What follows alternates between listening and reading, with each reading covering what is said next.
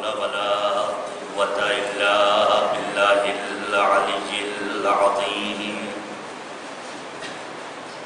حسبنا الله ونعم الوكيل نعم المولى ونعم النصير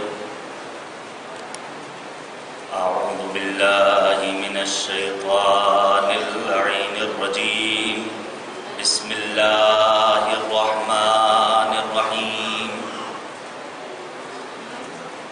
رب اشرح لي صدري ويسر لي أمري واحلل عقدة من لساني يفقهوا قولي الحمد لله الذي جعلنا من الباكين على السيد الشهداء الذي بكت له الأرض والسماء وناحت عليه الوحوش في الصحراء والطيور بين الفضاء وصلى الله على جده محمد المصطفى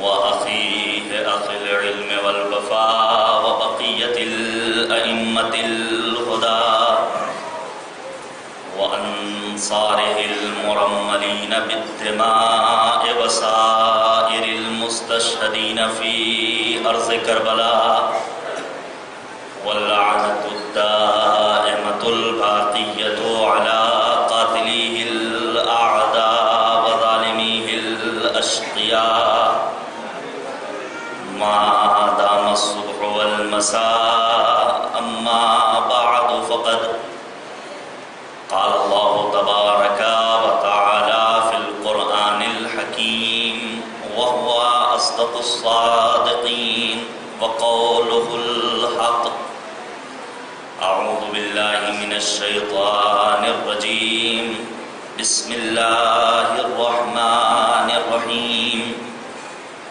يريدون ليطفئوا نور الله بأفواههم والله متم نوره ولو كره الكافرون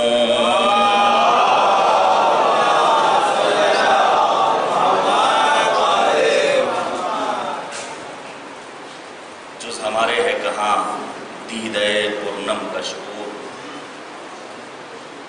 جز ہمارے ہے کہاں دیدہ پورنم کا شعور صرف دنیا میں ہمیں کو ہے محرم کا شعور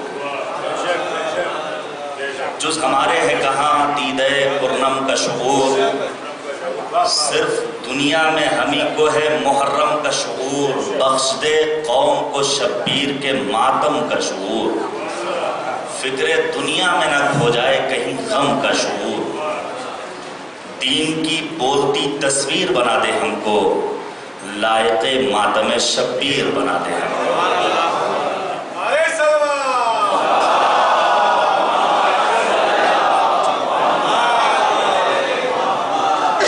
عزیزان گرامی یہ دوسرا خطاب عنوان گفتگو آپ کے سامنے ہے کربلا اور انتظار لیکن گزشتہ مجلس کی طرح آج بھی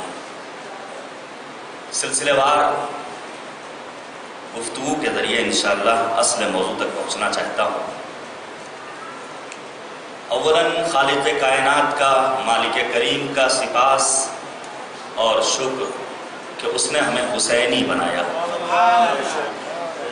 نبی اعظم ختمی مرتبت حضرت محمد مصطفیٰ صلی اللہ علیہ وسلم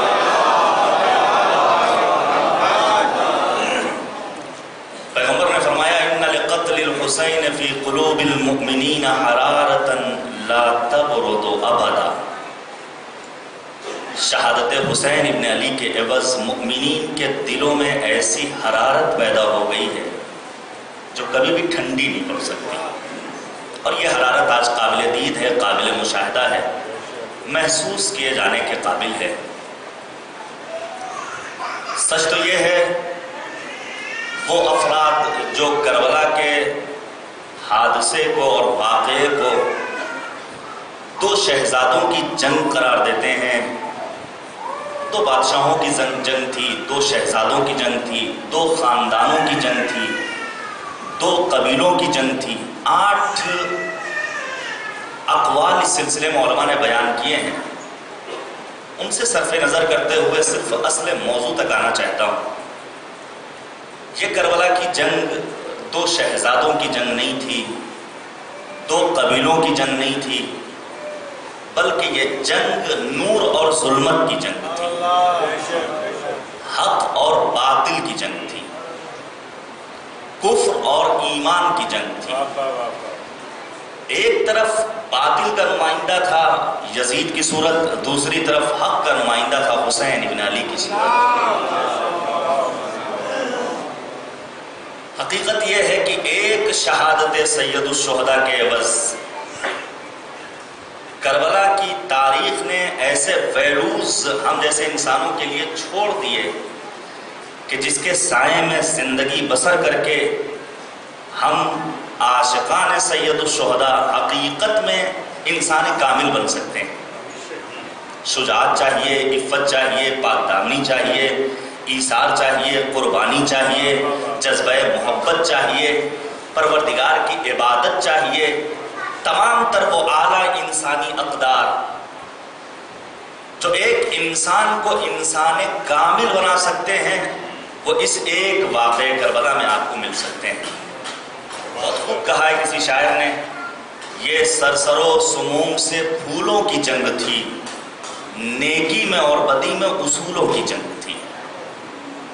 نیکی اور بدی کی جنگ تھی واقعہ کربلا، جہاں سید الشہداء نے اپنی قربانی کے ذریعے انسانیت کی لاج بچا لی، اور سید الشہداء نے اپنے وصیت نامے میں تحریر کر دیا، ان لم اخرج اشرا ولا بطرا ولا ظالما ولا مفسدا بل انما خرجت لطلب الاصلاح في امة جدي اريد ان امر بالمعروف وانهى عن المنكر واسير بسيرة جدي وابي علي بن ابي طالب۔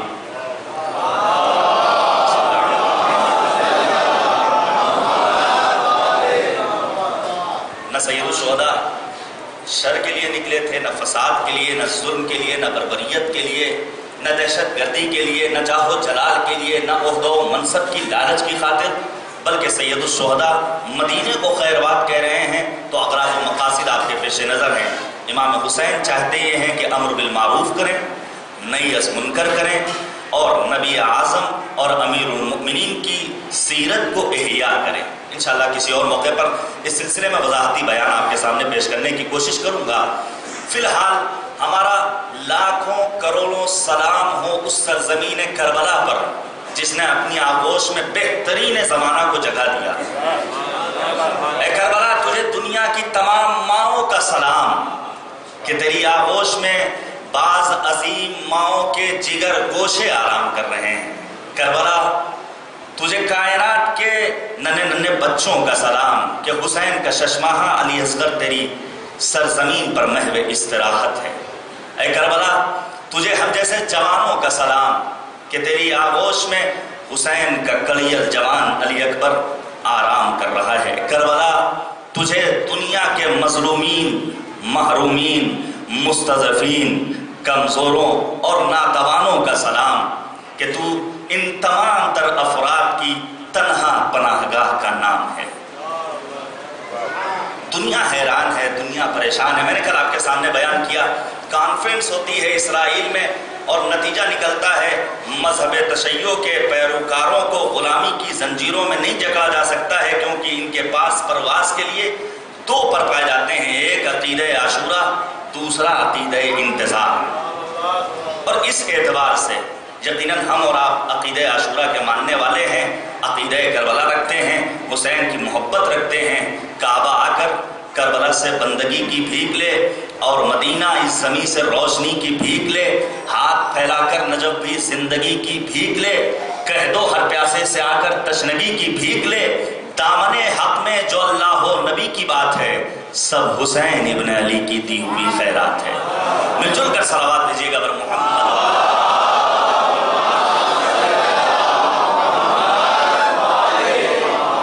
عزیزان گرامی، یہ مقدس بارگاہ بارگاہ ہم آپ نہیں پہنچ سکتے ہیں سرزمین عاشقان کربلائے معلیٰ یا مقامات مقدسہ پر. ہمارے بزرگوں نے ایک سنت قائم کی، نوابین اودھ نے سرزمین اودھ پر بعض عمارتوں کی بنیاد رکھی، اس لیے کہ وہ غریب افراد، وہ ناتواں افراد، وہ سماج اور معاشرے میں زندگی بسر کرنے والے کمزور افراد جو اتنا لمبا سفر طے کر کے نہیں جا سکتے ہیں، ان کے پاس ذریعہ معاش نہیں، ظاہری امکانات نہیں، وہ ان مقامات پر آئیں اور آنے کے بعد دامن مراد بھر کر واپس جائیں. سوال پیدا ہوتا ہے آج کا مسئلہ شرعی، سوال پیدا ہوتا ہے مقامات مقدسہ میں پہنچنے کے بعد اپنے ہاتھوں کو اس طرح بلند کرنا جیسے دعا میں پروردگار کی بارگاہ میں ہاتھوں کو اٹھایا جاتا ہے، شرعی اعتبار سے کیا حکم رکھتا ہے؟ ہم اور آپ پہنچتے ہیں بارگاہ مقدس میں، امام بارگاہوں میں، درگاہوں میں، حتیٰ روضہائے اقدس میں اپنے ہاتھوں کو بلند کر لیتے ہیں. یاد رکھیے ہماری دعاؤں کی قبولیت کا واحد مرکز ذات پروردگار عالم. معبود نے آواز دی وقال ربکم ادعونی استجب لکم ان الذین یستکبرون عن عبادتی سیدخلون جہنم داخرین. پروردگار نے خود وعدہ کیا ہے مجھ سے مانگو، میں تمہاری دعاؤں کو قبول کرنے والا ہوں، اور جو اس عبادت سے سرپیچی کرتے ہیں وہ جان لیں میرا عذاب بہت دردناک ہے اور ذلت و رسوائی کے ساتھ انہیں جہنم میں بھیج دیا جائے گا. ہم اور آپ جب پروردگار کی بارگاہ میں پہنچتے ہیں تو ان معصوم ہستیوں کو وسیلہ بناتے ہیں جنہیں پروردگار نے منتخب قرار دیا ہے.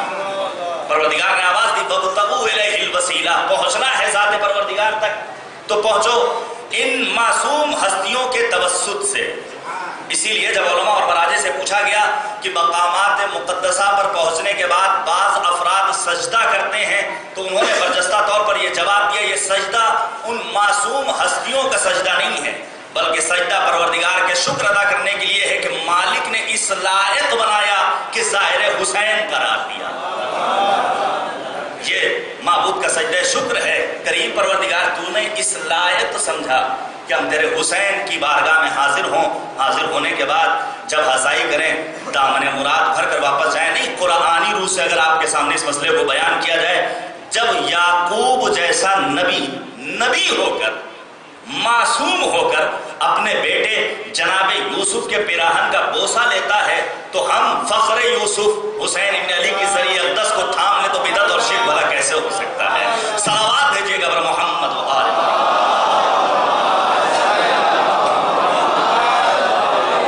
اسی لیے نبی اعظم کی حدیث ہم تک پہنچی ہے کہ اگر دعا قبول نہ ہو رہی ہو تو جاؤ اپنے والدین کی قبر پر. اسی لیے کہتا ہوں، کل بھی میں نے گزارش کی، قدم قدم پر اپنے والدین کو ہمیں اور آپ کو یاد رکھنا ہوگا. اگر اس دنیا میں ہے تو ان کی سلامتی کی دعا کرنی ہوگی، اگر اس دنیا سے رخصت ہو چکے ہیں تو پروردگار کی بارگاہ میں ان کی مغفرت کی دعا طلب کی جانی چاہیے. پیغمبر نے کہا کہ اگر دعا قبول نہیں ہو رہی ہے تو جاؤ اپنے والدین کی قبر پر ہاتھ رکھو، مالک سے لگاؤ، اے کریم پروردگار تجھے واسطہ ہے اس قبر میں سونے والے میرے باپ کا یا میری ماں کا میری فلاں دعا کو سن لے. پروردگار تمہاری دعاؤں کو قبول کرنے والا ہے. دنیا ہمارے اوپر شرک کے فتوے لگاتی ہے، جیسے ہی ماہ محرم آتا ہے آوازیں آنا شروع ہو جاتی ہیں. اگر ایک عام باپ اتنا بافضیلت ہو جائے، توجہ کیجیے گا میرے عزیزوں، اگر ایک عام باپ اتنا بافضیلت ہو جائے کہ اس کی قبر پر ہاتھ رکھ کر پروردگار کی بارگاہ میں دعا طلب کی جائے تو دعا قبول ہو جائے، وہ علی مرتضیٰ جس کے لیے نبی اعظم نے فرمایا تھا انا و علی ابوا هذه الامہ، میں اور علی اس امت کے باپ ہیں، تو اگر ذریعہ امیر کائنات کی جالی کو تھام کر پروردگار سے دعا مانگی جائے تو شرک اور بدعت کیسے؟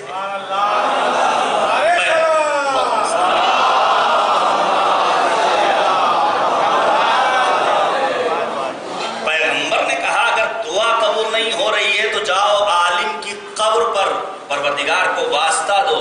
کریم پروردگار تجھے واسطہ ہے اس قبر میں سونے والے عالم کا، میری دعا کو سن لے. اب سوچئے ایک عالم اپنے جیسے انسانوں کے سامنے زانوئے ادب تہ کر کے علم کی منزلوں میں اتنا آگے بڑھ جائے کہ پروردگار سے لو لگانے کا ذریعہ قرار پائے، تو وہ علی مرتضیٰ جس کے لیے نبی نے کہا ہو انا مدینۃ العلم و علی بابھا، میں شہر علم ہوں، علی اس کے دروازہ ہیں، تو علی مرتضیٰ کی ذریعہ اقدس کو تھام کر پروردگار کی بارگاہ میں دعا طلب کی جائے تو یہ شرک اور بدعت کیسے ہو سکتا ہے؟ اسی لیے نباز ادب نے کہا جس کے ہونٹوں پہ ہے بدعت کی صدا جاہل ہے، جس نے شبیر کا ماتم نہ کیا جاہل ہے، دشمن آل نبی سب سے بڑا جاہل ہے، ڈگریاں لاکھوں قبضے میں نرا جاہل ہے، خالی ڈبوں میں بجوس موجے ہوا کچھ بھی نہیں، چھو کے دیکھا تو قباؤں کے سوا کچھ بھی نہیں۔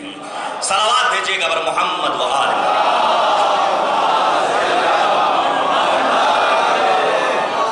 عزیزان گرامی، مرحلہ آتا ہے قرآن کریم کا اور میں اپنے موضوع سے نزدیک ہو چکا ہوں۔ ہمیں اور آپ کو قرآن سے متمسک رہنا ہے، وہ قرآن جس کے لیے امیر کائنات، امیر بیان و سخن، امام العارفین، سید العارفین حضرت علی بن ابی طالب علیہ السلام نے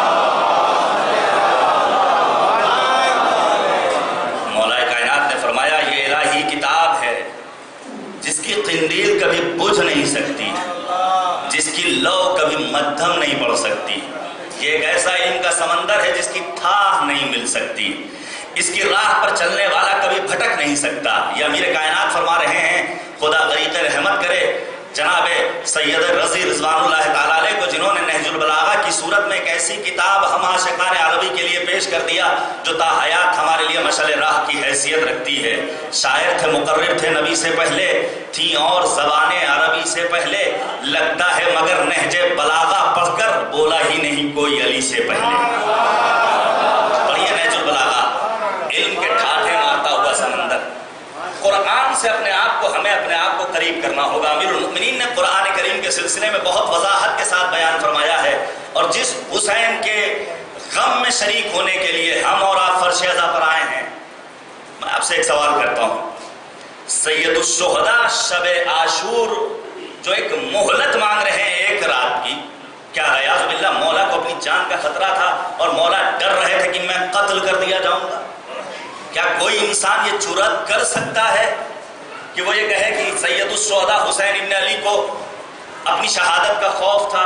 نہیں، دین، اسلام، مذہب خطرے میں پڑ جائے گا۔ سید الشہداء نے شب عاشور 3 چیزوں کو اپنا محبوب قرار دیا ہے، اور جس معاشرے میں، جس سماج میں، جس سوسائٹی میں، جس گھرانے میں، جس خانوادے میں، جس بستی میں، جس قریے میں، جس ملک میں یہ 3 چیزیں پائی جائیں گی، سمجھ جائیے گا کہ اس ملک نے، اس قریے نے، اس بستی نے، اس گھرانے نے، اس سماج اور سوسائٹی نے اپنے وقت کے امام کو پہچانا ہے اور کربلا سے درس حریت لیا ہے۔ پہلی بات سید الشہداء نے فرمایا انی احب الصلاۃ، حسین کو نماز بہت زیادہ پسند ہے۔ دوسری چیز جسے حسین ابن علی نے اپنا محبوب قرار دیا ہے وہ ہے تلاوت کتاب اللہ، تلاوت قرآن پاک۔ حسین ابن علی کی محبوب چیز ہے کتاب خداوندی کی تلاوت۔ اور تیسری چیز کثرت الدعاء والاستغفار، جسے حسین ابن علی نے اپنا محبوب قرار دیا ہے، وہ ہے کثرت دعا، پروردگار کی بارگاہ میں راز و نیاز کرنا، دعا و مناجات کرنا، اور اپنے دست نیاز کو پھیلا دینا، پسار دینا، اے کریم پروردگار میری دعاؤں کو تو قبول کرنے والا ہے۔ تو قرآن سے ہمیں اپنے آپ کو قریب کرنا ہوگا۔ اسی قرآن کریم کی سورہ صف کی آیت کریمہ کو میں نے سرنامہ سخن قرار دیا، جس میں مالک نے آواز دی، بسم اللہ الرحمن الرحیم، یریدون لیطفئوا نور اللہ بافواہہم واللہ متم نورہ ولو کرہ الکافرون۔ چاہتے ہیں بعض افراد کہ نور الہی کو خاموش کر دیں، اللہ یہ چاہتا ہے کہ اس نور کو منور رکھے، روشن و تابناک رکھے، کافروں کو چاہے اتنا ہی برا کیوں نہ لگے۔ کل آپ کے لیے میں نے بیان کیا کہ علماء نے روایات معصومین سے استفادہ کرتے ہوئے وضاحت کر دی، یہاں نور الہی سے مراد نور ولایت اہل بیت اطہار علیہم السلام۔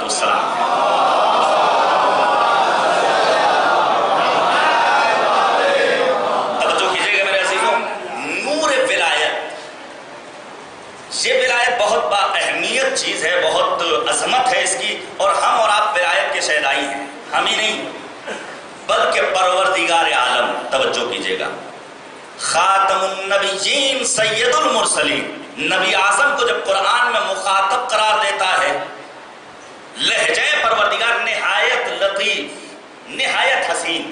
کبھی پروردگار کہتا ہے یاسین، کبھی کہتا ہے طٰہٰ، کبھی کہتا ہے مزمل، کبھی خطاب کرتا ہے مدثر، کبھی کہتا ہے وما ارسلناک الا رحمتا للعالمین۔ لہجہ پروردگار کتنا نفیس ہے، لیکن کریم پروردگار رحمت للعالمین نبی کو 3 مقامات پر نہایت تند اور سخت لہجے میں خطاب کرتا ہے۔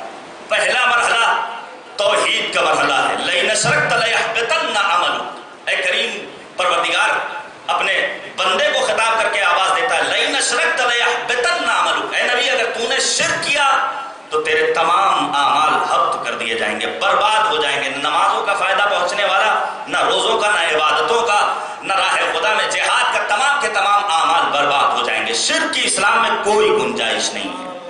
دوسرا مرحلہ اسی قرآن کریم کا ہے، وَلَوْ تَقَوَّلَ عَلَيْنَا بَعْضَ الْأَقَاوِيلِ۔ پروردگار کا لہجہ دیکھیے، کریم پروردگار نبی رحمت کو خطاب کر کے آواز دے رہا ہے، اگر قرآن میں کسی طرح کی کوئی تحریف کی، کسی چیز کا اضافہ کیا، کسی چیز کو کم کر دیا تو تمہیں محکم گرفت میں لے لیں گے۔ ثُمَّ لَقَطَعْنَاهُم مِّنْهُ الْوَتِينَ، تمہاری شہرگ حیات کو کاٹ دیں گے۔ یہ کون کہہ رہا ہے؟ کریم پروردگار۔ کس سے کہہ رہا ہے؟ نبی رحمت سے۔ اور تیسرا مرحلہ اسی ولایت عالمی کا ہے، آپ ہمیشہ سنتے رہتے ہیں، پروردگار نے آواز دی، لہجہ دیکھیے، یا ایھا الرسول بلغ ما انزل الیک من ربک وان لم تفعل فما بلغت رسالتہ۔ علی کی ولایت کا اعلان کر دیجئے، اگر آپ نے یہ کام نہ کیا گویا کار رسالت انجام نہ دیا۔ یعنی جس زمرے میں توحید پروردگار، اللہ کی کتاب قرآن کریم، اسی زمرے میں علی ابن ابی طالب کی ولایت بھی آتی ہے۔ اور یہ ولایت ایک ایسا موضوع ہے، توجہ کیجئے گا، جلدی جلدی میں اپنے اصل مطلب تک آنا چاہتا ہوں۔ ولایت و امامت کو اپنے عزیز دوستوں اور جوانوں کے لیے بیان کرنا چاہتا ہوں۔ یہ ولایت کا مسئلہ ایسا ہے، ہم اور آپ جب ولایت کا تذکرہ سنتے ہیں تو روحیں ہماری شاد ہو جاتی ہیں، ایمان سے سرشار ہو جاتے ہیں، چہروں پر تبسم آ جاتا ہے، دل مسرور ہو جاتا ہے۔ ہم ہی نہیں بلکہ نبی اعظم کے جلیل القدر صحابی جناب جابر ابن عبداللہ انصاری، جہاں قربان جائیں ان اصحاب اہل بیت اطہار علیہم السلام پر، جنہوں نے اصحاب کی معرفت حاصل کی تو پروردگار نے انہیں ایسا مرتبہ عطا کیا جس تک عام انسان کی رسائی ممکن نہیں ہے۔ جابر کا تذکرہ کب ہوتا ہے؟ آنے والا ہے 40 کا موقع، 40 کے موقع پر جناب جابر کا تذکرہ ہوتا ہے۔ پہلے زائر ابا عبداللہ الحسین جناب جابر ابن عبداللہ انصاری۔ دوسرا موقع رجب کے مہینے میں جب ہم اور آپ جشن کا اہتمام کرتے ہیں، آسمان امامت و ولایت کے 5ویں اختر تابناک حضرت امام محمد باقر علیہ السلام کی ولادت کے موقع پر نبی اعظم کا تحفہ سلام پہنچایا ہے جناب جابر نے امام باقر تک۔ اور تیسرا موقع، جناب جابر ممتاز ہیں دیگر اصحاب سے، آتے ہیں ابو سعید خدری کے ساتھ نبی اعظم کی خدمت میں، اور آنے کے بعد کہتے ہیں اے نبی خدا، منافقین کا دورہ ہے، ہم جب بیٹھتے ہیں تو ہمیں معلوم نہیں ہوتا کہ منافق کون ہے، مومن کون ہے، ڈر لگتا ہے کہ صاحبان ایمان کی گفتگو منافقین کے ڈیروں تک پہنچ جائے۔ نبی مسکرائے اور مسکرانے کے بعد آواز دی، گھبرانے کی ضرورت نہیں ہے، جب کبھی اپنی بز میں بیٹھو تذکرہ علوی چھیڑ دو، علی کا تذکرہ کرو گے، خود بخود معلوم ہو جائے گا مومن کون ہے، منافق کون ہے۔ عجیب نسخہ تجویز کیا ہے پیغمبر اعظم نے۔ اب جابر کا وہ جملہ سنہری حرفوں میں لکھے جانے کے قابل ہے۔ جابر آواز دیتے ہیں، کنا نعرف فی زمن رسول اللہ المنافقین ببغضہم علیہ، ہم رسول کے زمانے میں لوگوں کو ان کی منافقت کے اعتبار سے پہچانتے تھے ذکر علوی کے ذریعے، جب ان کے دل میں بغض علوی محسوس کرتے تھے سمجھ جاتے تھے یہ منافق ہے، جہاں دلوں میں سرور و شادمانی کی کیفیت محسوس ہوتی تھی سمجھ جاتے تھے یہ مومن ہے۔ یہ ولایت ہے۔ لیکن ولایت کیا صرف اور صرف غدیر کے موقع پر یا اہل بیت کے تذکرے کے موقع پر فلک شگاف نعرہ لگا لینے کے لیے ہے؟ محفلیں سجا لینا اور اس حال کو سجا لینا جہاں محفل منعقد ہو رہی ہے، اہل بیت کا تذکرہ ہو رہا ہے، کیا یہ کافی ہے؟ اچھے لباس پہن لینا، بچوں میں عیدی تقسیم کر دینا، کیا یہ ولایت کا تقاضا ہے؟ نہیں۔ آیت اللہ العظمی جوادی آملی، میں نے کل بھی آپ سے یہ گزارش کی تھی کہ دین لینا ہے تو صاحبان علم سے۔ حضرات مجھے اشارہ کیا گیا، حکم دیا گیا، آپ ذرا اگر محسوس کریں، تھوڑا تھوڑا آگے آ جائیں، اس جگہ بھی جگہ ہے، ادھر آگے بھی جگہ ہے، تاکہ بعد میں آنے والے افراد کو سمجھ ہو۔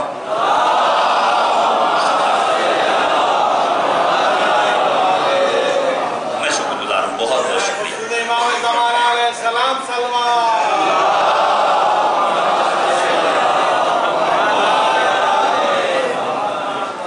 گزارش کی تھی میں نے کہ دین لینا ہے تو صاحبان علم سے۔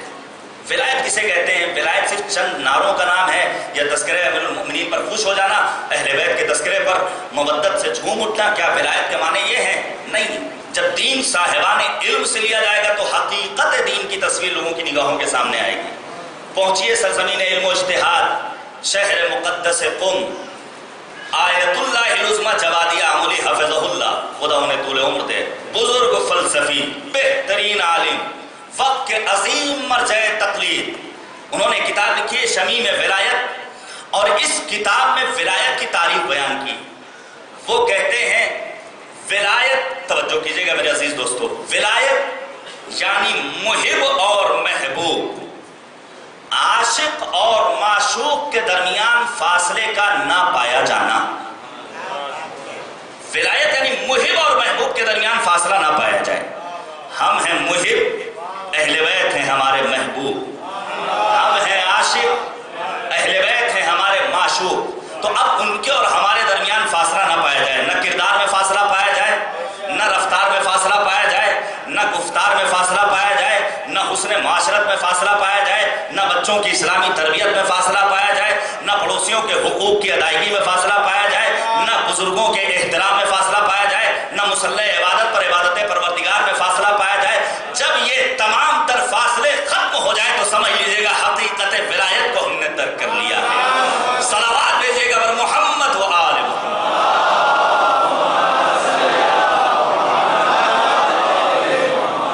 ہم اور آپ ولایت کے عاشق اور شیدائی ہیں۔ پانچویں امام نے فرمایا بنی الاسلام علی خمس، اسلام کی بنیاد 5 چیزوں پر استوار ہے، علی الصلاة والزکاة والصوم والحج والولایہ ولم یناد بشیء کما نودی بالولایہ۔ دین کی بنیاد 5 چیزوں پر استوار ہے، نماز پر، روزے پر، زکوٰۃ پر، حج پر، اور ولایت اہل بیت اطہار علیہم السلام۔ اور اس ولایت کے بارے میں جیسے سوال کیا جائے گا، باز پرس ہوگی کسی اور چیز کے بارے میں، اس طرح سوال اور جواب نہیں ہوگا پروردگار کی بارگاہ میں۔ جس طرح اس ولایت کے بارے میں جواب دہ ہونا ہوگا، کسی اور چیز کے بارے میں جواب دہ نہیں ہونا ہوگا، لہٰذا حقیقت ولایت کو ہمیں اور آپ کو درک کرنا ہے۔ اسی سلسلہ امامت و ولایت کی آخری کڑی کا تذکرہ کرنا ہے، یعنی حسین دوراں فرزند حسن عسکری حضرت حجت بن الحسن العسکری عجل اللہ تعالی فرجہ شریف۔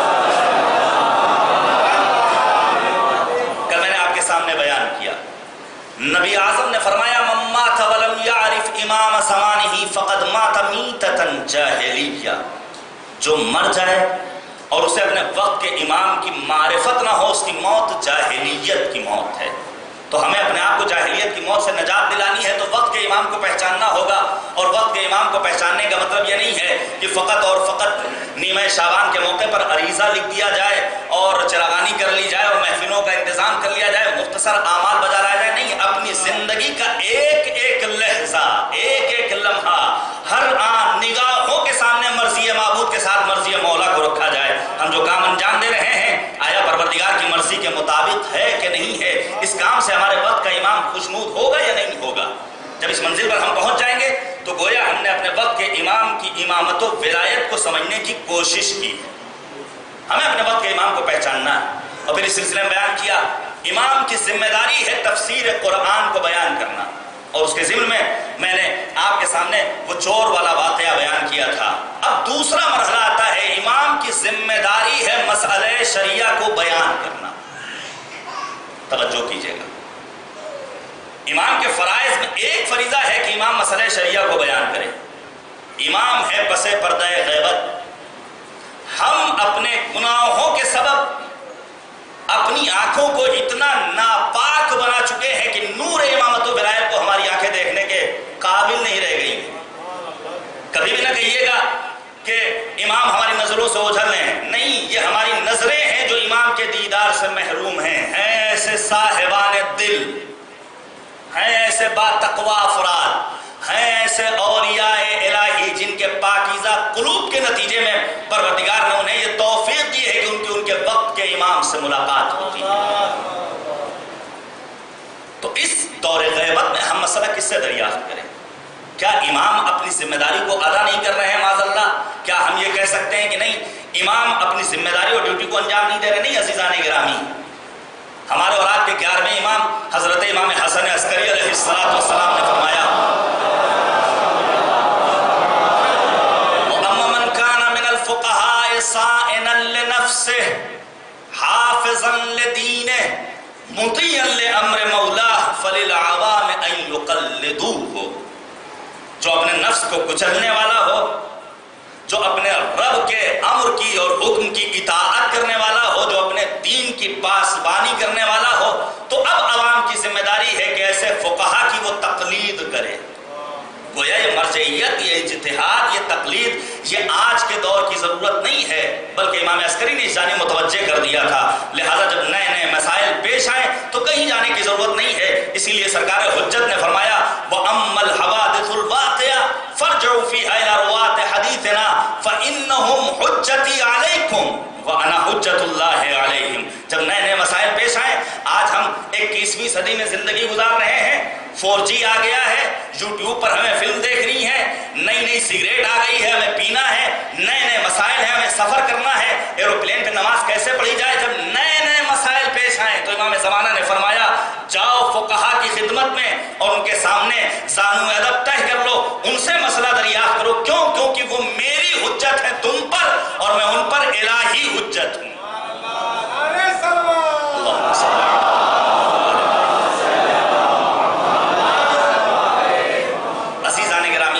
اس سلسلے میں انشاءاللہ میں مفصل آپ کے سامنے آنے والی مجالس میں تذکرہ کروں گا، لیکن اتنا ضرور کہنا چاہتا ہوں سید الشہداء نے کربلا اور انتظار، سید الشہداء نے اپنا نمائندہ بنا کر بھیجا تھا جناب مسلم ابن عقیل کو، اور مسلم کو لوگوں نے چھوڑ دیا۔ اگر نمائندہ حسین ابن علی کو لوگوں نے ترک کر دیا، یعنی اصل امام یعنی حسین ابن علی کو ترک کر دیا تھا۔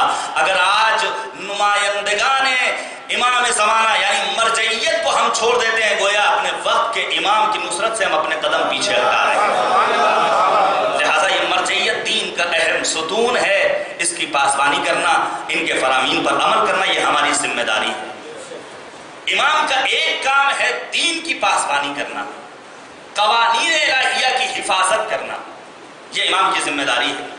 برائے کرم للہ، آج بھی سوشل میڈیا پر تصویر آئی جناب قاسم کی مہدی کے سلسلے میں، 2 ایسی تصویریں آپ کے یوپی میں جسے دیکھنے کے بعد انسان پریشان ہو جاتا ہے کہ آیا یہ ہمارے اپنے مکتب کے چاہنے والے ہیں، ہمارے اپنے مذہب کے پیروکار ہیں، یعنی دیگر اقوام و ملل سے تعلق رکھنے والے افراد ہیں۔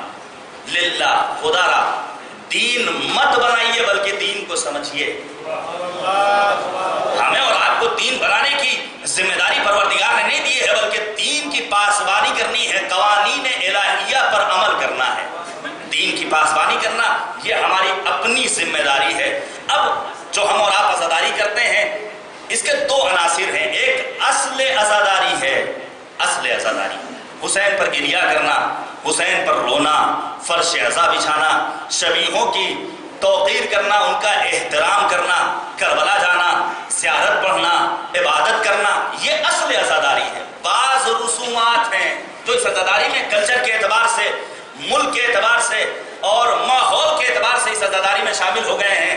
للہ برائے کرم وہ تمام تر رسومات جو ہم کسی بھی وجہ سے اس عزاداری میں شامل کر چکے ہیں، اگر دوسرا کوئی انجام نہیں دے رہا ہے تو اس کے دین، اس کے ایمان کو ان رسومات کے انجام دینے پر منحصر نہ سمجھیے گا، وگرنہ بر صغیر میں بعض رسومات ہیں جنہیں ہم انجام دیتے ہیں ہند و پاک میں، لیکن دیگر ممالک میں حسین کے چاہنے والے ان رسومات کو ادا نہیں کرتے ہیں۔ تو کیا وہ دین کے چاہنے والے نہیں ہیں؟ کیا وہ حسین کے عاشق نہیں ہیں؟ کیا وہ کربلا کا تذکرہ کرنے والے نہیں ہیں؟ نہیں، بلکہ اصل دین پر عمل کرنے والا ہمارا مومن بھائی ہے۔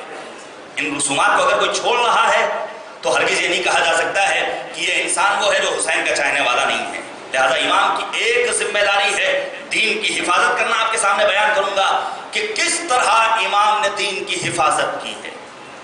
بحرین میں آج ہماری تعداد 70-80% ہے، لیکن گزشتہ زمانے میں آج سے 500 برس قبل یہ تعداد صرف 20% تھی۔ آئندہ آنے والی مجالس میں انشاءاللہ اس کا تذکرہ کروں گا، امام نے کس طرح دین کی، مکتب کی، مذہب کی پاسبانی کی اور حفاظت کی ہے۔ امام کی ایک ذمہ داری ہے کہ پبلک کے لیے، عام انسانوں کے لیے خود کو اسوہ بنانا، نمونہ عمل بنانا۔ دنیا آج کسی سپر اسٹار کو اپنا آئیڈیل بنا رہی ہے، کسی اور کو اپنا آئینے عمل قرار دے رہی، نمونہ عمل بنا رہی ہے، لیکن جانے قربان جائیں پیغمبر اعظم پر، جس کے لیے پروردگار نے قرآن کریم میں آواز دی، لقد کان لکم فی رسول اللہ اسوۃ حسنہ، تمہارے لیے ذات پیغمبر بہترین نمونہ عمل ہے۔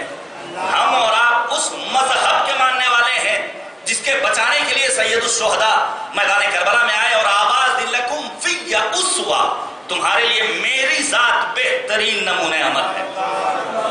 یہ جو جناب زہرا کے لیے خطبہ، علماء، شعراء، عام افراد کہتے ہیں کہ جناب زہرا کی ذات گرامی خواتین کے لیے بہترین نمونہ عمل ہے، یہ صحیح نہیں ہے۔ کیوں؟ کیونکہ وقت کا امام آواز دے رہا ہے، وَلِيَفِي ابْنَتِ رَسُولِ اللَّهِ أُسْوَةٌ حَسَنَةٌ، میرے لیے بنت پیغمبر فاطمۃ الزہرا کی ذات بہترین نمونہ عمل ہے۔ جب وقت کے امام کے لیے فرزند بنت پیغمبر فاطمۃ الزہرا بہترین نمونہ عمل ہے، تو یقیناً ہم جیسے انسانوں کے لیے بھی بنت پیغمبر فاطمۃ الزہرا بہترین نمونہ عمل ہے۔ امام کی ذمہ داری ہے کہ خود کو دوسروں کے لیے نمونہ عمل بنانا۔ امام کی ذمہ داری ہے قوم کی رہبری کرنا، قوم سے اپنی اطاعت طلب کرنا۔ پروردگار نے آواز دی، اطیعوا اللہ واطیعوا الرسول واولی الامر منکم، یہ ہے کون اولی الامر؟ انما ولیکم اللہ ورسولہ والذین آمنوا الذین یقیمون الصلاۃ ویؤتون الزکاۃ وہم راکعون۔ یہ اولی الامر وہ ہیں جو حالت رکوع میں زکوٰۃ دے دیتے ہیں۔ صاحبان ذوق و ادب تشریف فرما ہے، مستقل مجلسیں سنتے رہتے ہیں، جملے کی نزاکت پر غور کیجیے گا۔ اللہ رے برکت زکوٰۃ جناب امیر حضرت علی علیہ السلام کی ایک انگوٹھی،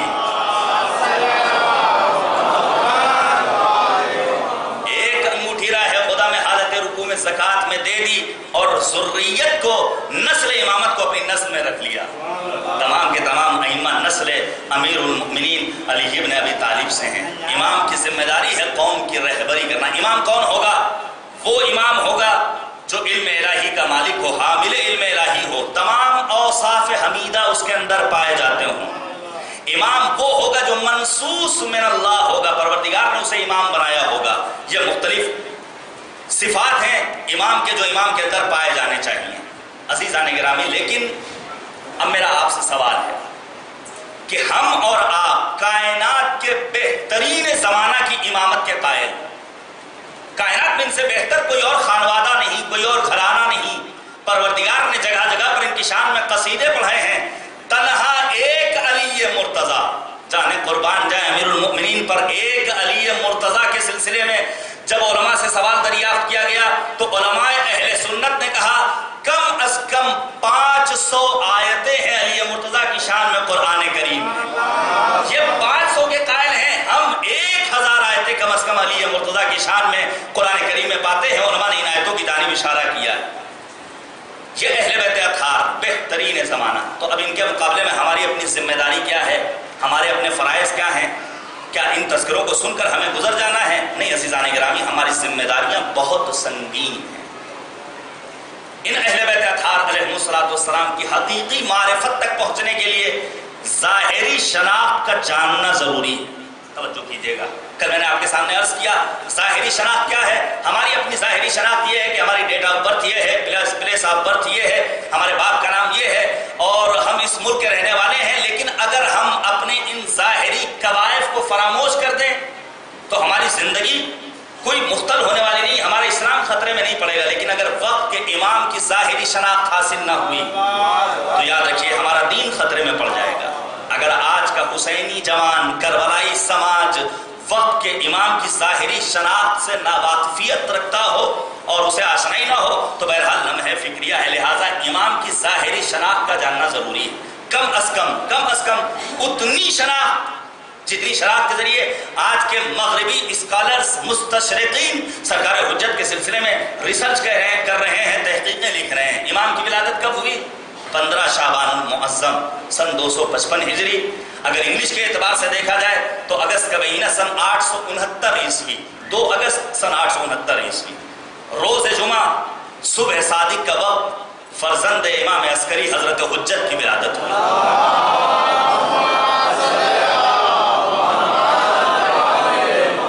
امام عسکری کی ولادت ہوئی۔ دیکھیے، ظاہری شناخت حقیقی شناخت تک پہنچنے کا ذریعہ اور وسیلہ ہے، لیکن کبھی بھی ظاہری شناخت پر اکتفا نہیں کرنی ہے۔ توجہ کیجیے گا، بسا اوقات ظاہری شناخت کے ذریعے انسان دھوکے میں پڑ جاتا ہے۔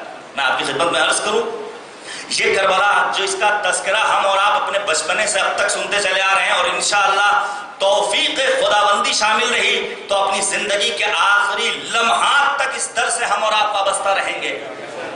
کربلا کو کبھی بھی سطحی نگاہ سے نہیں دیکھنا ہے، کربلا ظاہری نگاہوں سے نہیں دیکھنے کے قابل، بلکہ کربلا کو دیکھنے کے لیے بصیرت درکار ہے، وہ بصیرت جو جناب مسلم ابن اوسجہ کے اندر پائی جاتی تھی، وہ بصیرت جو حبش کے رہنے والے جناب جون کے اندر پائی جاتی تھی، وہ بصیرت جو شہدائے کربلا کے اندر پائی جاتی تھی۔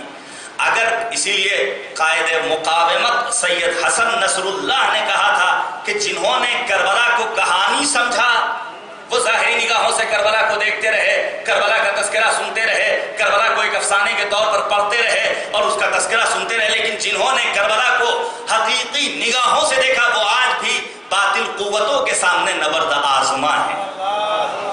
لہذا ہمیں کربلا کو حقیقی نگاہوں سے دیکھنا ہوگا۔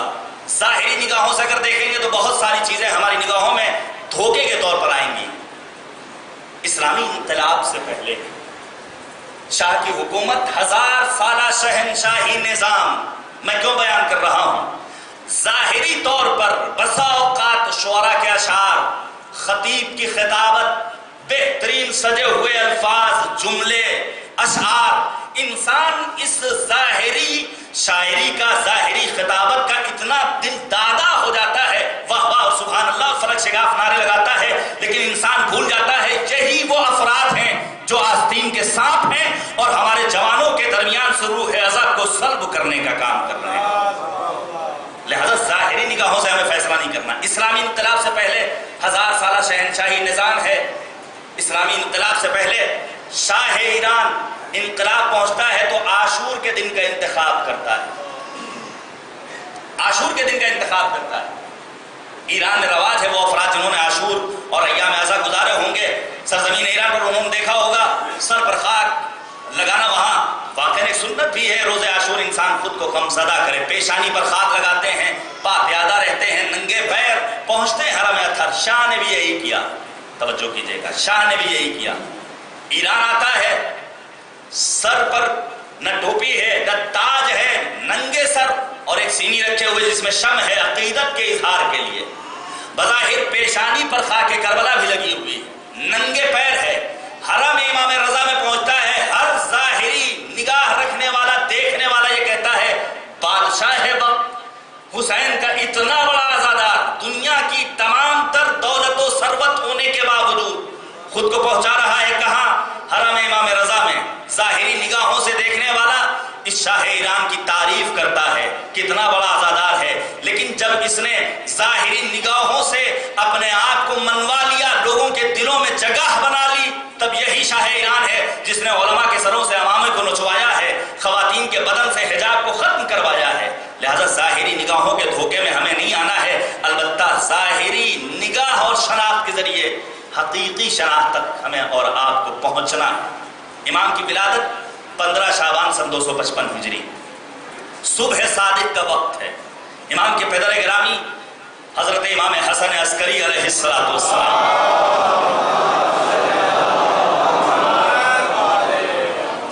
امام کی والدہ جناب نرجس خاتون جو پہلے مسیحی تھیں، اس کے بعد اسلام قبول کیا اور آنے کے بعد اسلامی تربیت سے خود کو آراستہ کیا۔ یاد رکھیے، یہاں نسلوں کو نہیں پرستش کی جاتی ہے، بلکہ یہاں پروردگار کی بارگاہ میں وہ انسان با اہمیت اور با کرامت ہوا کرتا ہے جس کے یہاں تقویٰ اور خلوص پایا جائے۔ لہذا نسلوں کا تعصب دلوں سے نکالنا ہوگا. ہم فلاں قبیلے سے تعلق رکھنے والے ہیں, ہم فلاں رئیس گھرانے سے تعلق رکھنے والے نہیں. نبی اعظم نے فرمایا کلکم واحد, تم سب کے سب ایک ہو. آباؤکم واحد, تمہارے باپ آدم ایک ہیں. آدم کو مٹی سے پیدا کیا گیا ہے, لہذا تمہارے اندر خاکساری پائی جانی چاہیے. جو جتنا زیادہ متواضع ہوگا, منکسر مزاج ہوگا, وہ اتنا زیادہ مقرب پروردگار ہوگا. امام کی والدہ جناب نرجس خاتون مسیحی دائرہ اسلام میں قبول کیا اور نسب مادری پہنچتا ہے جناب شمعون تک, امام زمانہ کا جو وسیع ہیں حضرت عیسیٰ کے. اور جناب نرجس کے پدر گرامی اور آپ کے باپ یہ روم کے بادشاہ تھے. یہ ہے آپ کا ایک مختصر بایو ڈیٹا اور ایک مختصر خاکہ. آپ پڑھیے شیخ صدوق کی کتاب کمال الدین و تمام النعمہ, اس میں مختلف ابواب میں شیخ صدوق نے امام زمانہ کے حالات زندگی کو بیان کیا. مثال کے طور پر امام حسین کی خدمت میں ایک شخص آتا ہے اور آنے کے بعد سوال کرتا ہے, مولا یہ بتائیے کہ پروردگار کو کیسے پہچانا جا سکتا ہے؟ کس سے سوال ہو رہا ہے؟ سید الشہداء حسین ابن علی سے, کہ پروردگار کی معرفت کیسے حاصل کی جا سکتی ہے. تو امام حسین نے فرمایا کہ اپنے وقت کے امام کو پہچان لو, خدا کی معرفت حاصل ہو جائے گی. اگر آج وقت کے امام کو ہم نے اور آپ نے پہچان لیا تو گویا پروردگار کی معرفت ہم نے حاصل کر لی. عالم آل محمد حضرت امام علی رضا علیہ السلام کی خدمت میں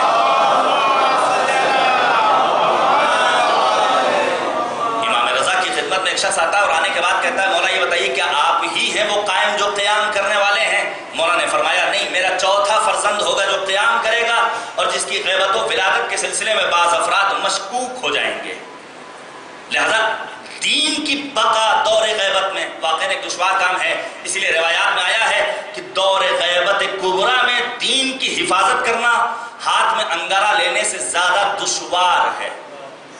ایسے سخت حالات میں ہم اور آپ در اہل بیت سے وابستہ ہیں. یہ باعث صد شکر ہے کہ معبود تیرا کرم ہے.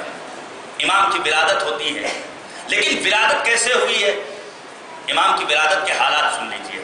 شیخ صدوق نے اپنی کتاب کے باب نمبر 42 میں اس واقعے کو مفصل طور پر نقل کیا ہے.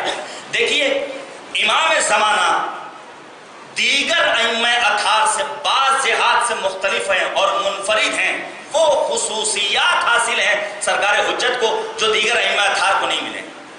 مثلا پیغمبر اعظم سے لے کر ہمارے اور آپ کے 11ویں امام تک ہر معصوم نے امام زمانہ کی ولادت کی بشارت دی. ہر معصوم نے, نبی اعظم ہوں, امیر المؤمنین ہوں, بی بی فاطمہ الزہرا ہوں, یا امام رضا ہوں, یا امام عسکری, تمام معصومین نے امام کی آمد کی بشارت دی. کسی اور معصوم کے لیے بشارت نہیں ملتی. دوسری فضیلت اور دوسری منفرد خصوصیت جو سرکار حجت کو حاصل ہے وہ یہ کہ کسی معصوم کی ولادت مخفی طور پر نہیں ہوئی سوائے سرکار حجت کے. تمام ائمہ کی ولادت منظر عام پر ہوئی ہے. لوگوں کو خبر ہے کہ آج ان کی یہاں ولادت ہونے والی ہے اور بچہ پیدا ہو چکا ہے. خود سید الشہداء کی زندگی کا مطالعہ کیجئے, تمام علماء نے لکھا ہے نواسہ رسول حسین ابن علی کی جب ولادت ہوئی ہے تو دنیا والوں نے بھی جشن منایا ہے, آسمان پر حوروں نے بھی جشن منایا ہے. کوثر میں موجیں ماری ہیں, موتی لٹائے گئے ہیں, فرشتوں کی قطار آئی ہے پیغمبر کی شان میں اور پیغمبر کی خدمت میں مبارکباد دینے کے لیے. اور مجھے تو یاد آتا ہے تاریخ کا وہ واقعہ کہ ایک جزیرے پر عتاب میں مبتلا فطروس جیسا فرشتہ بھی وجد میں آتا ہے, اپنے کو گہوارے حسین سے مس کرتا ہے اور مس کرنے کے بعد آواز دیتا ہے مم مثلی انا عتیق الحسین, کون ہے جو میرا مقابلہ کرے, میں حسین کا آزاد کرتا ہوں. میں کہوں گا فطروس آج پھر تمہارے اندر عقل پیدا ہو گئی, آج پھر تم نے غرور و تکبر شروع کر دیا. عجب نہیں فطروس آواز دے, کل میرا تکبر میری اپنی ذات کی وجہ سے تھا, لیکن آج میں ناز کر رہا ہوں حسین کو واسطہ اور وسیلہ بنا کر. عزیزو, ایک جملہ کہنے کا دل کرتا ہے, جب فطروس جیسا معصوم ملک حسین کے گہوارے سے وابستہ ہو جائے تو اسے شفا مل جایا کرتی ہے. تو ہم جیسے عاشقان حسین اگر ذریع ہے ابا عبداللہ الحسین تک پہنچ کر اپنی دامن مراد کو بھر لیں تو اس میں تعجب کی کیا بات ہے. صلوات بھیجیے گا بر محمد و آل.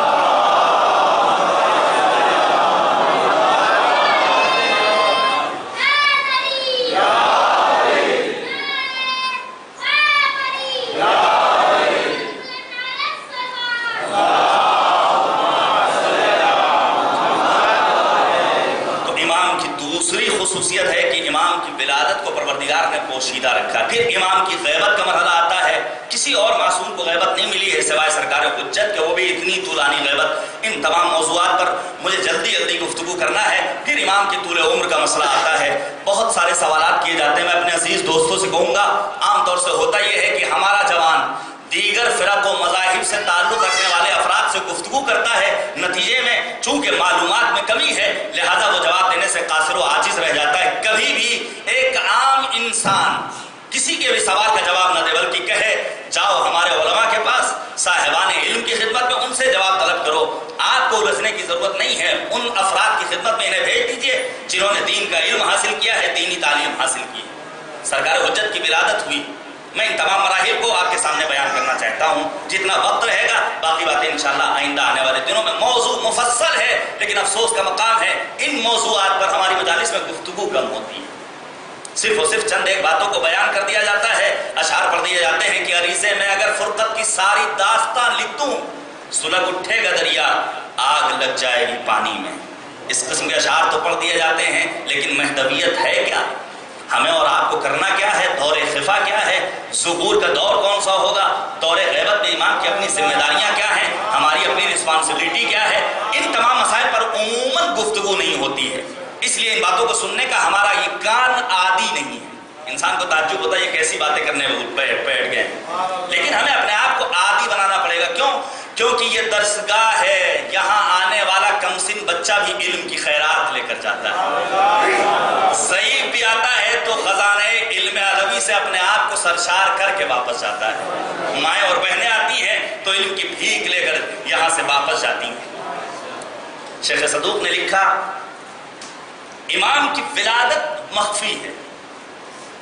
شیخ صدوق لکھتے ہیں کہ جناب حکیمہ جو امام عسکری کی پھوپھی تھی، جناب حکیمہ امام ہادی نقی علیہ السلام کی بہن تھی، سامرہ میں رہتی ہیں.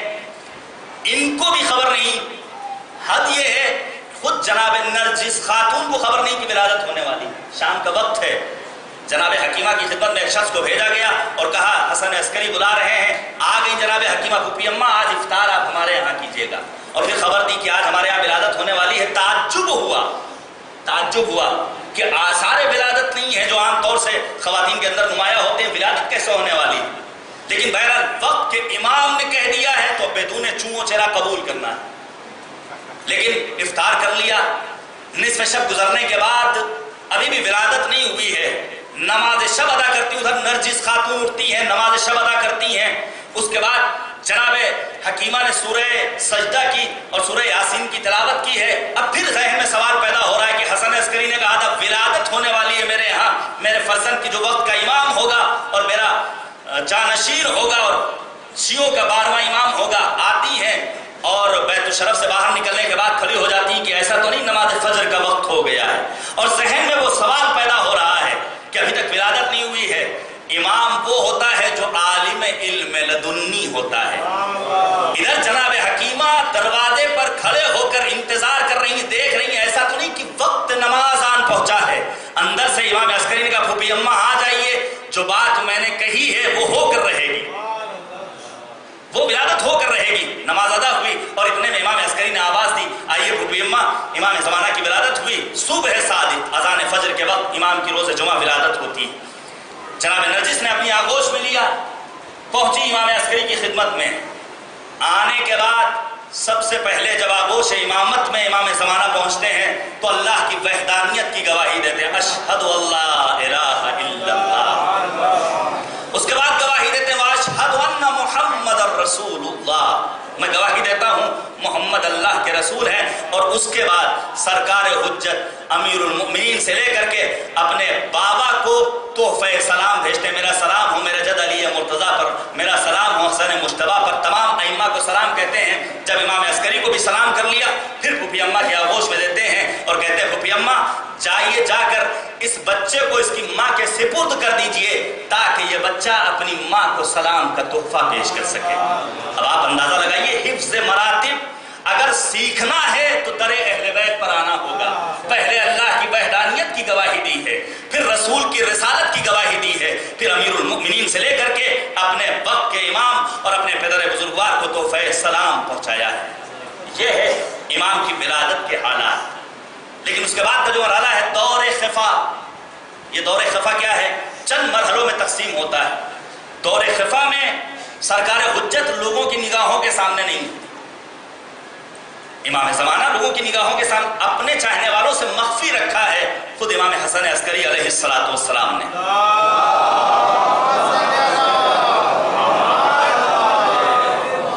دیکھیے بعض اعمال ایسے ہیں، توجہ کیجیے گا، بعض اعمال ایسے ہیں جنہیں ہم انجام دیں تو ایک گہرا ثواب ملتا ہے یا گہرا عذاب ملتا ہے.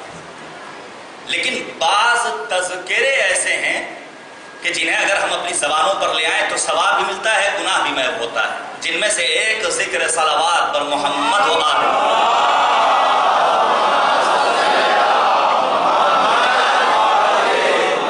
جب ہم صلوات پڑھتے ہیں تو ادھر فرشتہ بیٹھا ہوا وہ نیکیاں لکھتا ہے، ادھر جو فرشتہ بیٹھا ہوا ہے وہ گناہوں کو محو کرتا ہے. اور اسی طرح علماء نے بیان کیا ہے جب کوئی انسان راہ حسین میں اپنے گھر سے مجلس اعظم میں شرکت کے لیے اپنے قدم باہر نکالتا ہے تو نیکیوں میں بھی اضافہ ہوتا ہے، گناہوں میں بھی کمی ہوتی ہے. یہ برکت ہے فرش عزاء حسین ابن علی کی. مل جل کر صلوات دیجیے گا بر محمد.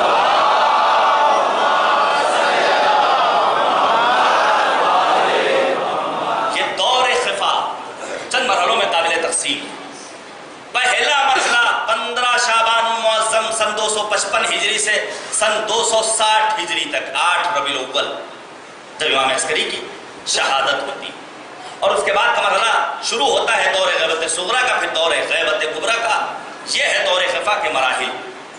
اس دور خفا میں امام عسکری نے کیا کیا؟ کیا جتنے ہم افراد یہاں پر بیٹھے ہوئے ہیں درجہ ایمان کو اگر دیکھا جائے ہم سب کے سب برابر. اگر برابر ہوتے تو پیغمبر سلمان کو بوزر کو یہ نہ کہتے یہ ایمان کے فلاں درجے پر، یہ ایمان کے فلاں درجے پر. نہیں، انبیاء اور رسول سب کے سب برابر نہیں. پروردگار نے آواز دی تلک الرسل فضلنا بعضهم علی بعض. ہم نے بعض رسولوں کو بعض رسولوں پر فضیلت و برتری عطا کی ہے. اب امام حسن عسکری نے اپنے اس فرزند کو لوگوں تک کیسے پہچنوایا ہے؟ کیسے پہچنوایا ہے؟ امام کی خدمت میں جناب احمد ابن اسحاق پہنچتے ہیں اور پہنچنے کے بعد سوال کرتے ہیں مولا یہ بتائیے کہ آپ کے بعد ہمارا امام کون ہوگا؟ امام فوراً اٹھتے ہیں، بیت الشرف میں داخل ہوتے ہیں. 3 برس کے کمسن بچے کو چہرہ جس کا چاند کی طرح چمک اور دمک رہا تھا، یعنی فرزند حسن عسکری حضرت حجت کو لے کر اپنی آغوش میں آتے ہیں اور آنے کے بعد کہتے ہیں یاد رکھو یہ میرا جانشین ہوگا، تمہارا 12واں امام ہوگا، جس کے بعد تمام مسائل کو دریافت کرنے کے لیے تمہیں اس کی خدمت میں پہنچنا ہوگا. امام نے پہلا راستہ اختیار کیا ہے کہ براہ راست اپنے فرزند کو لے کر آئے ہیں اپنے چاہنے والے کی خدمت میں. لیکن دوسرا راستہ جناب محمد ابن عثمان جو دوسرے نائب ہیں نواب اربعہ میں سے آتے ہیں امام کی خدمت میں. 40 افراد ساتھ میں ہیں اور آنے کے بعد سوال دریافت کرتے ہیں.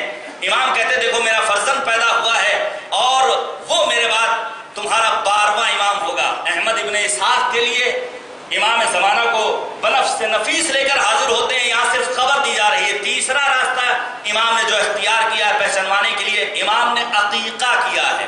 ایک عقیقہ نہیں بلکہ متعدد عقیقے کیے ہیں. ایک مرتبہ گوشت فلاں محلے میں بھیجا، ایک مرتبہ کسی اور علاقے میں بھیجا تاکہ لوگوں کو خبر ہو جائے ان کے چاہنے والوں کو کہ ہمارے یہاں ہمارے فرزند کی ولادت ہوئی ہے. اور چوتھا راستہ جو امام نے اختیار کیا ہے وہ یہ کہ اپنے چاہنے والوں کو خط لکھا ہے امام حسن عسکری علیہ السلام نے. اور خط لکھنے کے بعد کہا ہے میرے یہاں ولادت ہوئی ہے، میرا فرزند ہے جو تمہارا آخری امام ہوگا، میرا جانشین ہوگا. اور اس کے بعد امام نے تاکید کی ہے، میں نے کل آپ سے کہا تھا میں جلدی سے کہہ جانے کے بعد آگے بڑھنے کی کوشش کرتا ہوں. ایک جملہ آپ کے سپرد کر رہا ہوں. روایت بتاتی ہے سرکار حجت کو پہچانوانے کے لیے ایک راستہ جو امام نے اختیار کیا ہے وہ یہ کہ امام نے خط لکھا ہے اور مکتوبی صورت میں اپنے چاہنے والوں کی خدمت میں بھیجا ہے یہ ہمارا فرزند ہے، یہ آخری امام ہے، یہ 12واں جانشین پیغمبر ہے جس کی امامت کو تمہیں تسلیم کرنا ہوگا. اور امام نے تاکید کی خبردار اس خبر کو دوسرے لوگوں تک نہ پہنچانا.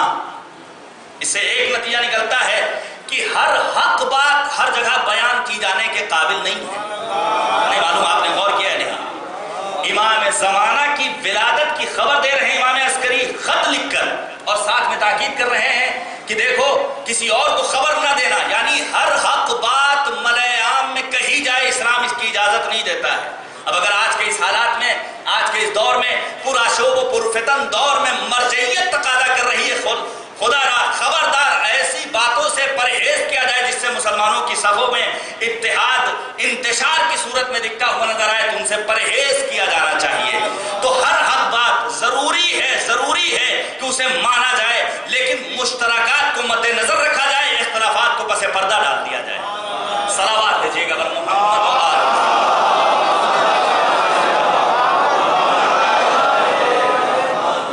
سرکار حجت کو پہچنوایا ہے حضرت امام حسن عسکری علیہ السلام نے.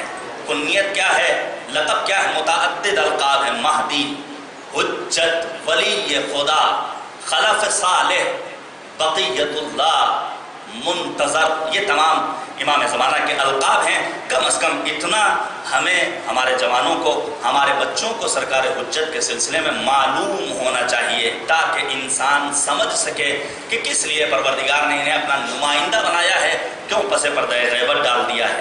اب مرحلہ آتا ہے غیبت کا مرحلہ.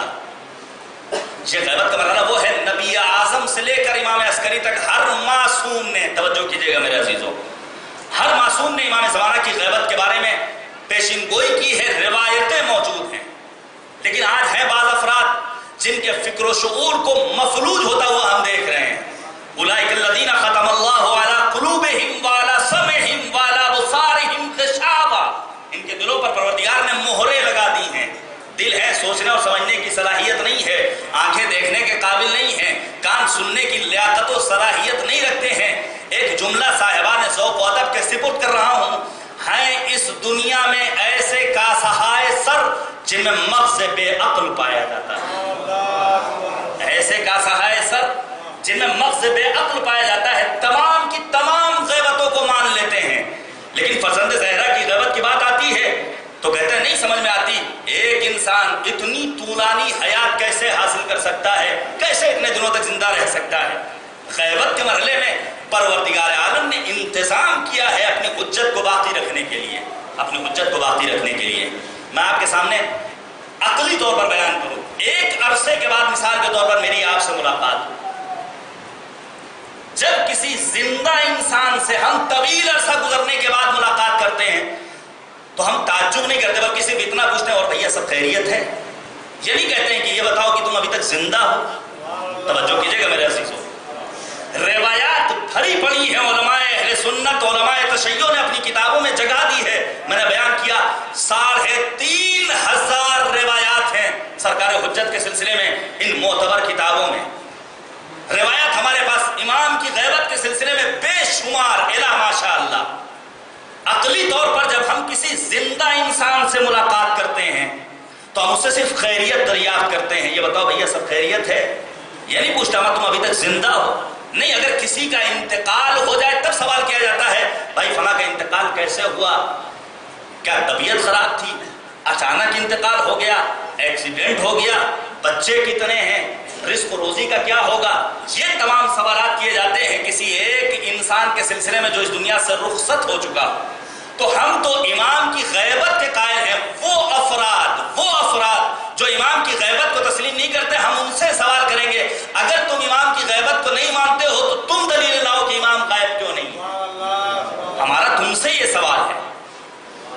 ویسے بھی اگر دیکھا جائے غیبت اور طول عمر تقریباً ایک ہی زمرے میں آتے ہیں.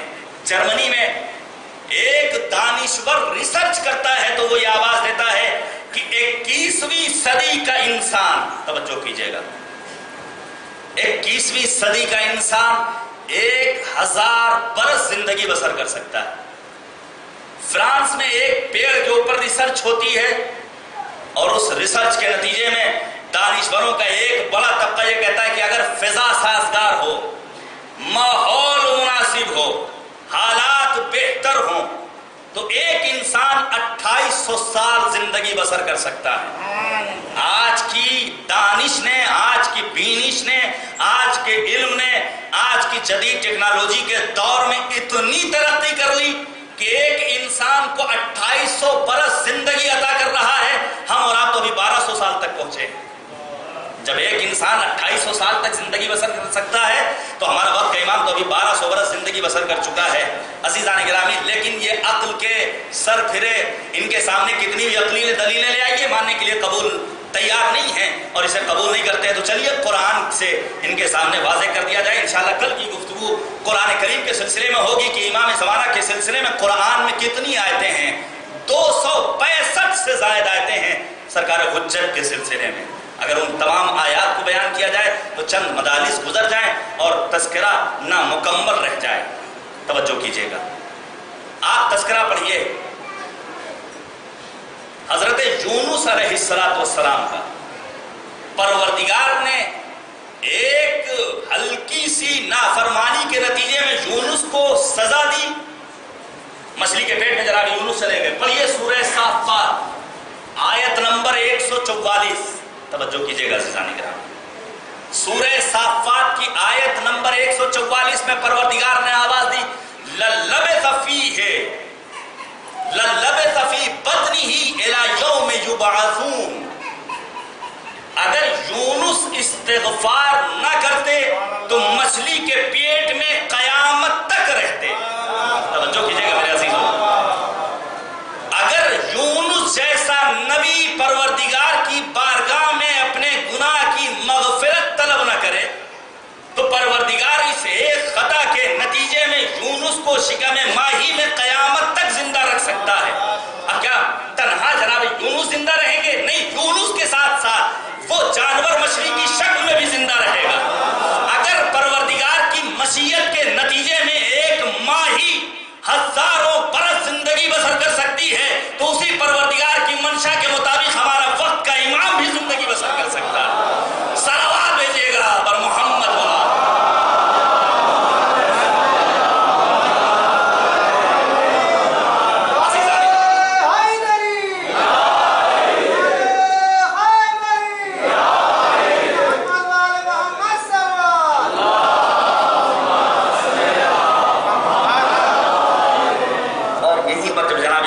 تذکرہ آیا تو میں علماء کی فضیلت کو بیان کرنا چاہتا ہوں۔ علماء سے مراد یہ افراد نہیں جن کے بدن پر یہ لباس ہو یا ماما ہو یا باقبا ہو، ٹوپی شیروانی ہو، نہیں، بلکہ امیر المؤمنین نے فرمایا لیس الیتیم قد مات والدہ۔ یتیم وہ نہیں جس کا باپ اس دنیا سے رخصت ہو جائے، بلکہ یتیم وہ ہے جس کے پاس علم و ادب کا سرمایہ نہ پائے جائے۔ پھر مولا نے فرمایا لیس الجمال بِأَثْوَابٍ تُزَيِّنُنَا۔ جمال و خوبصورتی زیبائی یہ نہیں کہ انسان بہترین لباس سے وطن کر لے، بل الجمال، بلکہ جمال و خوبصورتی و زیبائش یہ ہے کہ انسان کے پاس علم و ادب کا سرمایہ پایا جائے۔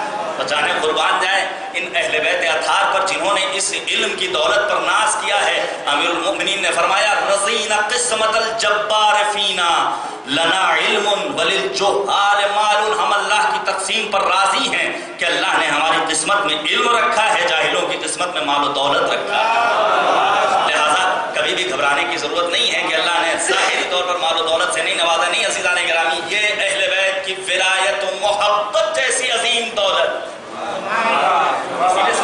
محمد کی خدمت میں جب آنے والا آتا ہے اور آنے کے بعد کہتا ہے مولا ہم غریب ہیں، مولا امام صادق نے فرمایا تم سے ایک چیز لیتے ہیں، کائنات کی تمام تر دولت تمہارے قدموں میں ڈال دیتے ہیں۔ کہا کیا چاہیے؟ کہا ہماری ولایت ہمیں واپس کر دو۔ کہا مولا یہ ممکن نہیں ہے۔ کہا جب ولایت جیسی عظیم دولت تمہارے پاس ہے تو تم کس بات کا شکوہ کرتے ہو، کس بات کا؟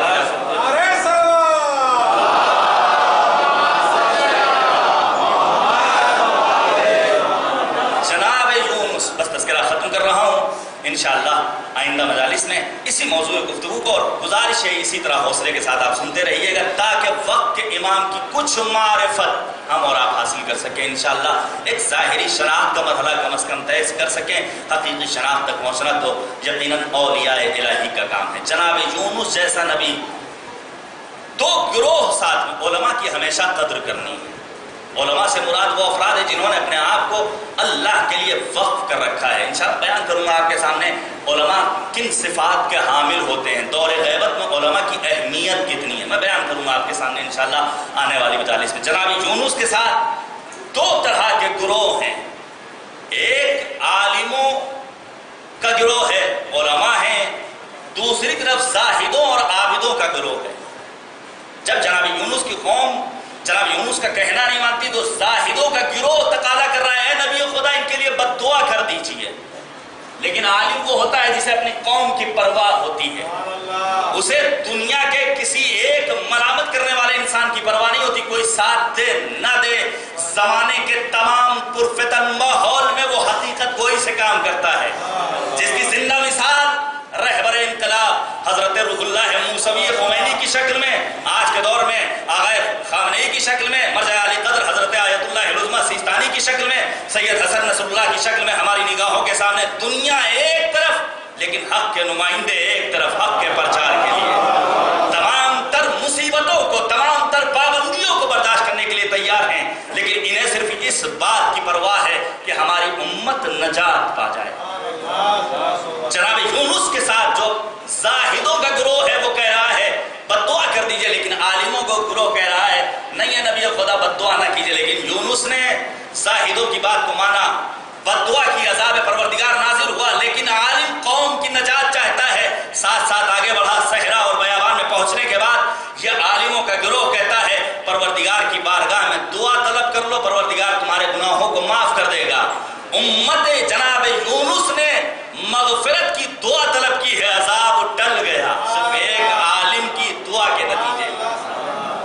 جاہل ہے اندھیرے میں بھٹکتا ہوا راہی، عالم ہے تو پڑھ لیتا ہے آیات الہی. جاہل کے سر و مال بھی ہیں وجہ تباہی، عالم ہے تو کرتا ہے فقیری میں بھی شاہی. جاہل ہے تو حیوان کی طرح پیٹ بھرے گا، عالم ہے تو فاتح بھی سلیقے سے کرے گا. صلوات بھیجیے گا بر محمد و آل محمد.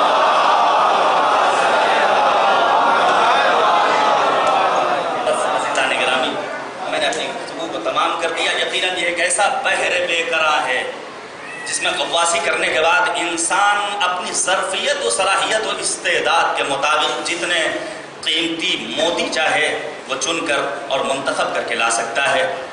بس پروردگار کی بارگاہ میں یہ دعا کرتے ہیں معبود ہماری اس عبادت کو اپنی بارگاہ میں. یاد رکھیے یہیں سے میں مصائب کے چند فقرات آپ کے سپرد کرتا ہوں. جس امام کا ہم اور آپ تذکرہ کر رہے ہیں اسے کہا جاتا ہے منتقم خون حسین ابن علی. آپ پڑھیے زیارت ناہیہ، گریا کرنا، یہ چند منٹ وقف کر دیجئے حسین ابن علی کے لیے.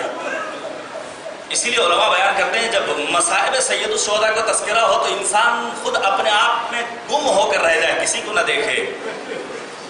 کیوں؟ کیونکہ حسین کی پہلو شکستہ ماں فاطمہ الزہرا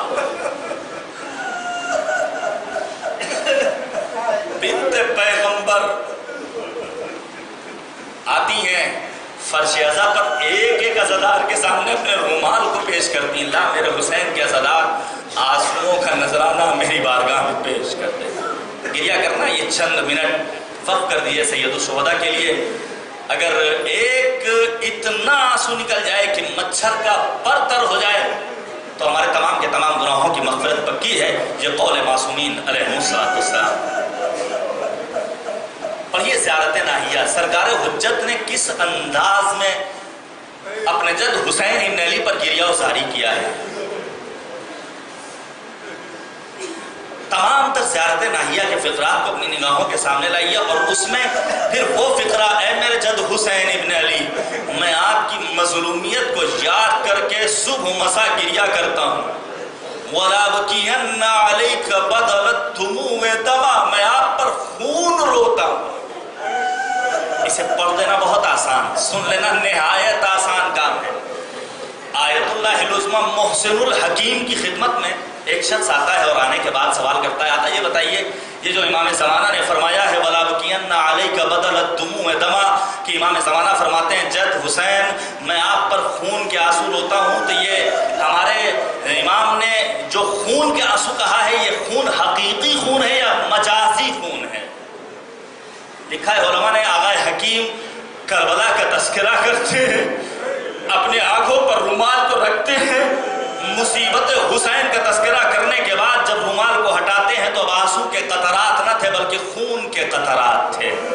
جب آغا حکیم جیسا انسان حقیقت مظلومیت کربلا کو درک کر لیتا ہے تو وہ خون گریا کرتا ہے۔ جزاکم ربکم خیر الجزا، خدا کسی غم میں نہ رلائے سوائے غم مظلوم کربلا۔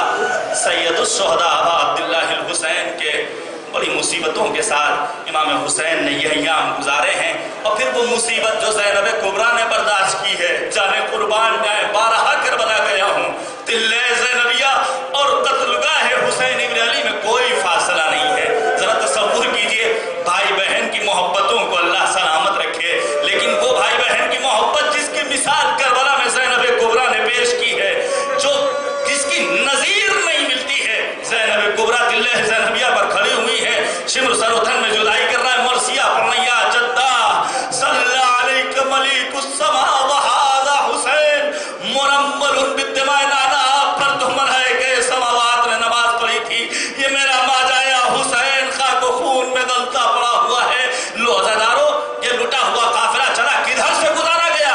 جہاں شہداء کے بے گور و کفن لاشیں پڑے ہوئے ہیں، ہر ایک اپنے شہید پر گریہ کر رہا ہے۔ ام فروہ جناب قاسم کی لاش پر گریہ کر رہی ہے، ام لیلہ جناب اکبر پر گریہ کر رہی ہے، ہر ایک بیوی اپنے شہید پر گریہ کر رہی ہے۔ ایک مرتبہ زینب نے سید سجاد کا جب حال دیکھا، چہرے کا رنگ متغیر ہے، عجب حال ہے، دیکھا کہیں ایسا نہ ہو کہ بیٹے سید سجاد کی جان چلی جائے، روح قفس حنصری سے پرواز کر جائے۔ ارے علماء نے لکھا ہے، ارباب مقاتل لکھتے ہیں، زینب نے اپنے آپ کو کھڑی سواری سے گرا دیا۔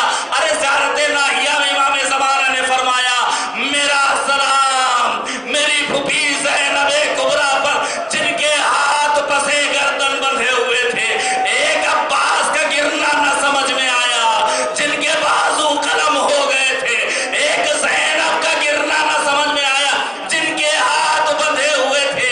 زینب کی طرف سید سجاد متوجہ ہوئے، پھوپھی اماں یہ کیا کیا؟ ارے بیٹا یہ تمہارا کیا حال ہے؟ سید سجاد تڑپ گئے، پھوپھی اماں ذرا تصور کیجئے، جس کا جوان لال موجود ہو اور اس کے باپ کا لاشا بے گور و کفن مقتل میں پڑا ہو، ارے یاد اپنے نجس جسموں کو دفن کر کے چلے گئے، لیکن مجھ جیسا بیٹا اتنا مجبور، ہاتھوں میں ہتھکڑیاں، پیروں میں بیڑیاں، گلے میں توقے خاردار، کمر میں لنگر، زینب تڑپ گئی۔ اے بیٹا سید سجاد، یہاں تمہارے بابا کا روضہ بنے گا، جہاں دنیا بھر سے عاشقان حسین آئیں گے، تمہارے بابا کو سلام۔ وَسَيَعْلَمُ الَّذِينَ ظَلَمُوا أَيَّ مُنقَلَبٍ يَنقَلِبُونَ إِنَّا لِلَّهِ وَإِنَّا إِلَيْهِ رَاجِعُونَ۔ رضا بقضائه وتسليما لأمره إلهي لا معبود سواك، بسم الله الرحمن الرحيم۔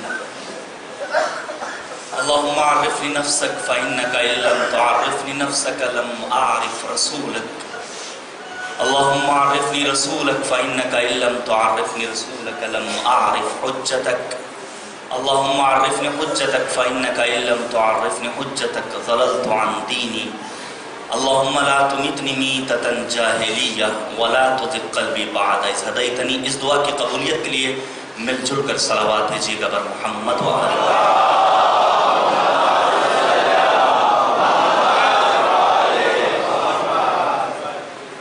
پروردگارہ تجھے واسطہ ہے عظمت محمد و آل محمد کا، کریم پروردگاری ہماری اس عبادت کو قبول فرما۔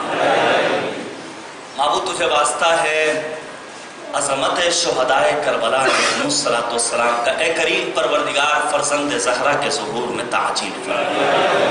معبود ہمارے گناہان صغیرہ و کبیرہ کی مغفرت فرما۔